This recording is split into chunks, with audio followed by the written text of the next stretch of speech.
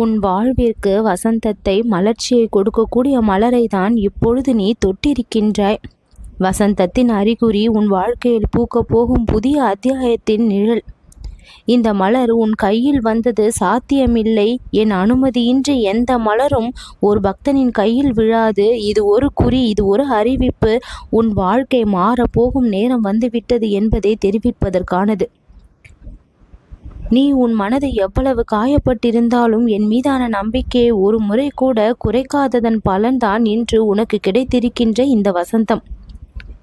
உன்னை காயப்படுத்தியவர்கள் அதிகமாக இருக்கின்றார்கள். உன்னுடைய கனவுகள் தாமதமாக இருக்கின்றது.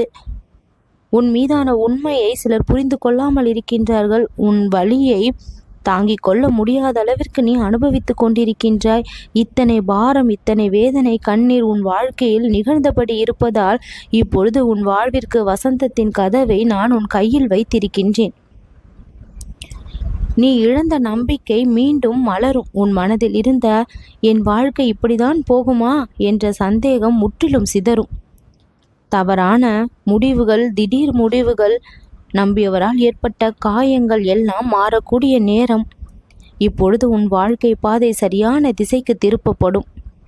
உன் மதிப்பை அவர்கள் உணரக்கூடிய நேரம். முன்பு நீ சொல்லியதை கேட்காதவர்கள் இப்பொழுது நீதான் சரி என்று அவர்கள் புரிந்து கொள்ளக்கூடிய தருணம். தடைப்பட்டிருந்த ஒவ்வொரு வாய்ப்பையும் நான் மீண்டும் திறக்கப் போகின்றேன்.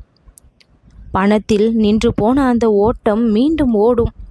உடல், மனம் இரண்டும் இணைந்து பாரத்தை எல்லாம் சுருக்கிவிடும். மன அழுத்தங்கள் குறைந்து இந்த முருகனை முழு மனதோடு அமைதியாக நீ ஏற்கப் போகின்றாய்.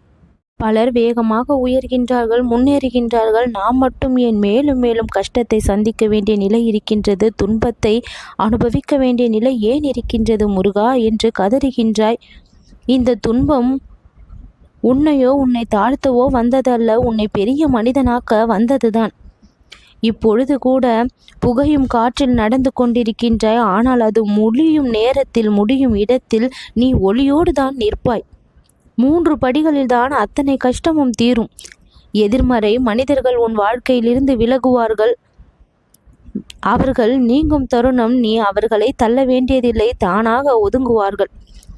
நீ நினைத்ததே இல்லாத இடத்தில் உனக்கு ஒரு பெரிய உதவி தானாக தேடி வரும். தடைப்பட்டிருந்த அந்த முக்கிய வாய்ப்பு திடீரென்று திறக்கும். உன்னுடைய உள்ளத்தில் ஒரு தெளிவு பிறக்கும். இதுதான் உனக்கு பொருத்தமான பாதை, நீ முன்னேறுவதற்கு என்று ஒரு நம்பிக்கையை கொடுக்கும். உன் வாழ்க்கையை நீ உருவாக்கப் போவதற்கு இந்த மலர்ச்சி தினம்தான் எழுச்சி தினம். முருகா என்று நீ சொன்னால் அன்றைய நாளை நான் உனக்காக உருவாக்குவேன். உன்னை காயப்படுத்தியவற்றை மனதில் வைத்திருக்காதே. உனக்கு நீயே தண்டனையை கொடுத்து கொள்ளாதே. அதற்கு ஒரு முடிவை கொடுத்து மாற்றத்திற்கு முன் வா. தேவையற்ற இடத்திற்கு ஒரு பொழுதும் நான் உன்னை அனுப்ப மாட்டேன். இன்று நான் உனக்கு இந்த மலரை தொட செய்திருக்கின்றேன் என்றால் உன் வாழ்க்கையில் புதிதாக மலரும் காலத்தின் ஆரம்பம் என்பதை தெரிவிப்பதற்காக.